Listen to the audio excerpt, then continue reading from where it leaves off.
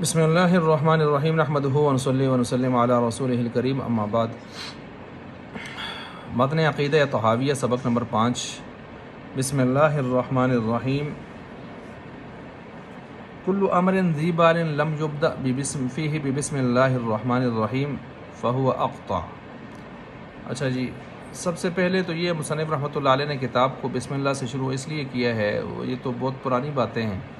ان میں سے ایک بات یہ ہے کہ حدیث میں آیا ہے کہ آپ علیہ السلام نے فرمایا ہر محتم بشان کام جس کو بسم اللہ سے نہ شروع کیا جائے وہ دم کٹا اور بے برکت سا ہوتا ہے۔ تو اس لیے ہر اچھے کام کو، ذیشان کام کو جو ہے بسم اللہ سے شروع کرنا چاہیے، اس وجہ سے شروع کیا۔ قال الشیخ الامام الفقیہ علم الانام حجۃ الاسلام ابو جعفر الوراق الطحاوی المصری رحمۃ اللہ تعالی علیہ۔ اب یہ جو جملہ ہے، یہ جملہ ظاہر بات ہے امام طحاوی کا اپنا نہیں ہو سکتا۔ امام طحاوی اپنے ساتھ اتنے القابات نہیں لگا رہے از خود، ہمارے اکابر تو بہت ہی زیادہ انکساری اور عاجزی والے تھے۔ تو یہ القابات الشیخ الامام الفقیہ علم الانام اور حجۃ الاسلام ابو جعفر، تو یہ جو بھی القابات ہیں تو ظاہر بات ہے یہ کسی شاگرد یا معتقد کے ہیں، ان کا مقولہ ہے، امام طحاوی کا اپنا مقولہ نہیں ہے۔ اچھا، دوسری جو بات ہے وہ یہ ہے کہ یہاں شیخ کا لفظ معلوم ہے، شیخ کے بہت سارے معنی آتے ہیں، جمع اس کے شیوخ ہے، اور اس کا معنی بوڑھا بھی آتا ہے، اور اس کا معنی کسی بھی فن کے اندر جو ہے ماہر آدمی وہ بھی آتا ہے، قوم کا سردار بھی آتا ہے، اور علم و فضل میں ماہر و باہر قسم کا آدمی وہ بھی اس میں آتا ہے۔ تو اس لحاظ سے یہاں پر جو عام طور پر علوم اور فنون میں شیخ کا لفظ استعمال ہوتا ہے تو وہ ماہر کے معنی میں استعمال ہوتا ہے، ٹھیک ہے۔ اس طرح فقہ میں احناف کے حوالے سے شیخین امام ابو حنیفہ، امام ابو یوسف قاضی یعقوب، اس طرح آپ نے اپنے مختلف شیخ الرئیس منطق اور فلسفہ وغیرہ میں ابو علی سینا وغیرہ ان کے نام اور اس طرح کے نام آتے ہیں۔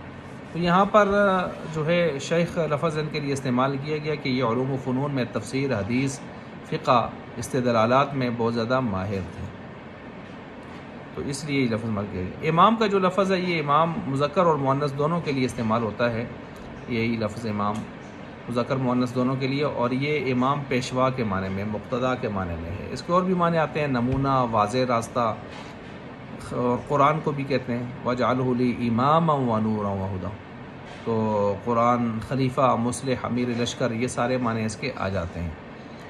فقیہ ایک بہت سمجھدار ذکی عالم ہوتا ہے جو فقہی مسائل اور احکام کو، ان کے دلائل کو، ان کی جزیات کو بہت اچھے اور گہرائی کے ساتھ جانتا ہے اور ماہر ہوتا ہے اس میں، اور سمجھنے سمجھانے کا ملکہ رکھتا ہے۔ اس فقیہ کی جمع فقہا آتی ہے۔ انام مخلوق کو کہتے ہیں، مخلوق۔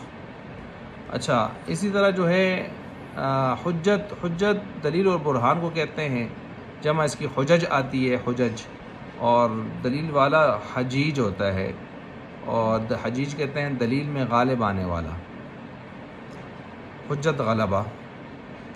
اسلام یہ آدم علیہ السلام سے لے کر آپ علیہ السلام تک تمام جتنے بھی انبیاء تشریف لائے ہیں وہ سب کے سب دین اسلام ہی کی طرف بلاتے رہے ہیں۔ ابو جعفر یہ آپ کی کنیت ہے امام طحاوی کی۔ الوراق، یہ اس کے دو مطلب ہیں، ایک مطلب تو یہ ہے کہ روپے پیسے والا، آپ بڑے مالدار تھے تو الوراق آپ کی صفت ہے، یا کاغذ بنانے والا، کاتب کہتے ہیں، یا کاغذ بنانے والا، کاروبار تھا آپ کا کاغذ بنانے کا، تو اس وجہ سے الوراق ورق سے ہے گویا۔ اور کاتب جو ہے وہ اس کا معنی تو بالکل ظاہر ہے کہ آپ نے ظاہر بات اتنی بڑی بڑی ضخیم جلدوں میں کتابیں لکھی ہیں، آپ کے قلم سے نکلی ہیں، تو کاتب اس لیے۔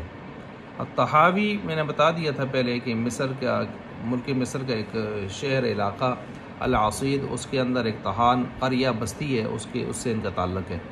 مصری تو مصر سے تعلق ہے، ملک سے، تو اس لیے مصری کہتے ہیں۔ باقی آگے جو کتاب کی عبارت ہے جو میں نے پڑھی آپ کے سامنے پہلے سبق کے اندر، هذا الكتاب ما رواه الامام ابو جعفر الطحاوی فی ذکر بیان اعتقاد اہل سنت والجماعت علی مذہب فقہاء الملت ابی حنیفہ النعمان بن ثابت الکوفی الی آخرہ۔ یہ جو عبارت میں نے پہلے سبق کے اندر پڑھ لی تھی، کتاب کے اندر دیکھ سکتے ہیں آپ، تو اس عبارت میں 3 چیزیں بیان ہیں۔ پہلی چیز تو یہ بیان ہے کہ یہ جو کتاب ہے یہ کس کی ہے؟ امام ابو جعفر طحاوی کی کتاب ہے، جو انہوں نے عقائد اہل سنت مرتب کرتے ہوئے لکھی ہے، ٹھیک ہے۔ اور یہ عقائد اہل سنت، ظاہر بات ہے یہ مختلف اہل سنت کے بڑے ائمہ ہیں، تو ان میں سے کس کے حوالے سے لکھی ہے؟ تو یہ امام ابو حنیفہ، امام محمد، امام ابو یوسف، امام محمد، ان تینوں جو جمہور ائمہ احناف ثلاثہ ہیں، ان کے حوالے سے انہوں نے یہ کتاب عقائد کی مرتب کی ہے۔ یہ بات نمبر 1 ہو گئی خطبہ کے اندر۔ دوسری بات جو بیان ہوئی ہے وہ یہ ہے وما یعتقدون من اصول الدین، کہ جو ان کے عقائد تھے اصول دین سے متعلق وہ اس میں انہوں نے لائے ہیں، ٹھیک ہے۔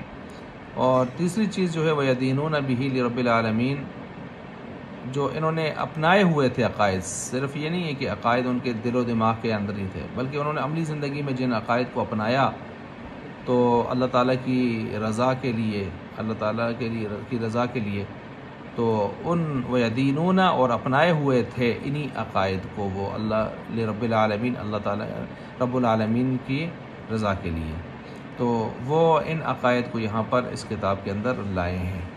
تو یہ چیزیں یہاں پر آپ کے سامنے میں نے واضح کر دی ہے اس عبارت کے حوالے سے۔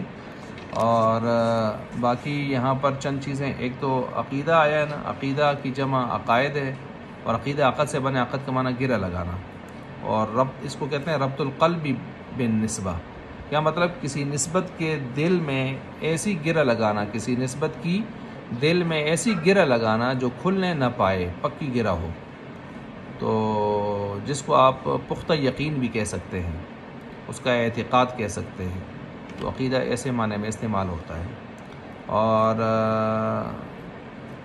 یہاں پر چند باتیں اور بھی ہیں، وہ یہ ہے کہ دین، چند الفاظ استعمال ہوتے ہیں، دین، ملت، مذہب، شریعت، مسلک، مکتب فکر، مشرب۔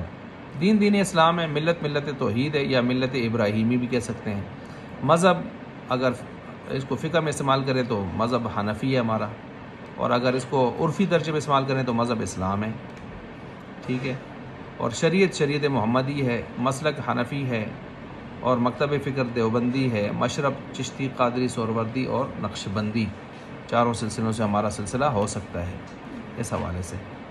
تو اسی طرح جو ہے اہل سنت والجماعت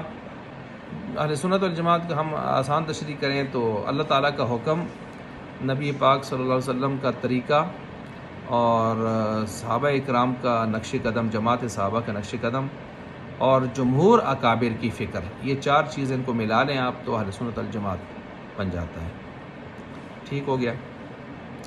اور باقی اہل سنت والجماعت یہ اس حدیث سے بھی لیا گیا، مانا علیہ واصحابہ، آپ علیہ السلام نے فرمایا نا پہلی امت میں 72 فرقے، میری امت میں 73 ہوں گے، تو فرقہ ناجیہ کون ہے پوچھا تو فرمایا کہ مانا علیہ واصحابہ، جس راستے پر میں اور میرے صحابہ ہوں۔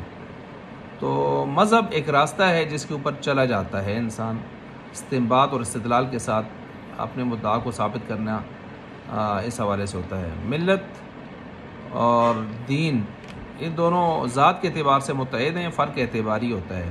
ملت توحید کہتے ہیں، دین توحید والا کہتے ہیں، دین اسلام کہتے ہیں، ملت اسلام کہتے ہیں، تو ذات کے اعتبار سے متحد ہیں، فرق تھوڑا سا اعتباری کر لیا جاتا ہے۔ شریعت گھاٹ کو کہتے ہیں جہاں سے پانی پیا جاتا ہے، تو شریعت محمدیہ وہ گھاٹ ہے جو آپ علیہ السلام کے حوالے سے ہمیں ملی ہے، جہاں سے ہم اپنے دلائل کو لیتے ہیں، یعنی وہاں سے احکام کے حل کے حوالے سے دلائل کا پانی ہم وہاں سے لیتے ہیں۔ استنباط یعنی نبت سے ہے، پاؤں مار کر زمین کو یا کھود کر کے اندر سے پانی، چھپے ہوئے پانی کو نمودار کرنا، تو قرآن و سنت میں چھپے ہوئے مسائل کا حل اصولوں کے ساتھ ظاہر کرنا، اس کو استنباط کہتے ہیں۔ امام حنیفہ رحمۃ اللہ علیہ چونکہ فقہا کے 7 طبقات ہیں، ان میں سے پہلا طبقہ ہے مجتہد مطلق، یہ 4 بڑے ائمہ ہیں، امام ابو حنیفہ، شافعی، مالک، امام احمد بن حنبل۔ اور دوسرا طبقہ ہے مجتہد فی المذہب، جو پہلے ائمہ مجتہد مطلق کے اصولوں کو سامنے رکھ کر استنباط کرتا ہے، جس طرح امام محمد، امام ابو یوسف، امام محمد۔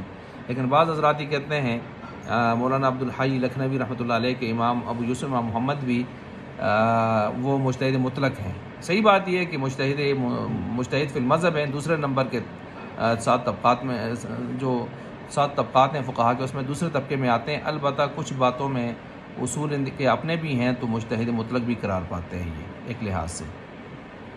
ٹھیک ہو گیا۔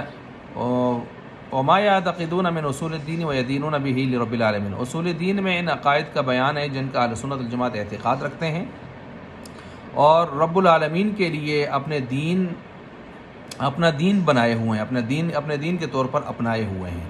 اصول دین سے مراد یہاں پر اعتقادات ہیں، اعتقادیات اور عقائد ہیں جو اس کتاب کے اندر بیان ہو رہے ہیں۔ تو یہ ہم اللہ کے فضل و کرم سے پہنچ آئے ہیں جی عقیدہ نمبر 1 تک، جو بنیادی بحثیں تھیں وہ ہم نے آپ کے سامنے رکھ دی ہیں۔ ٹھیک ہے، بنیادی بحثیں آپ تک رکھ دی ہیں۔ تو اب انشاءاللہ ہم آگے عقیدہ نمبر 1 شروع کرنے جا رہے ہیں اگلی ویڈیو میں۔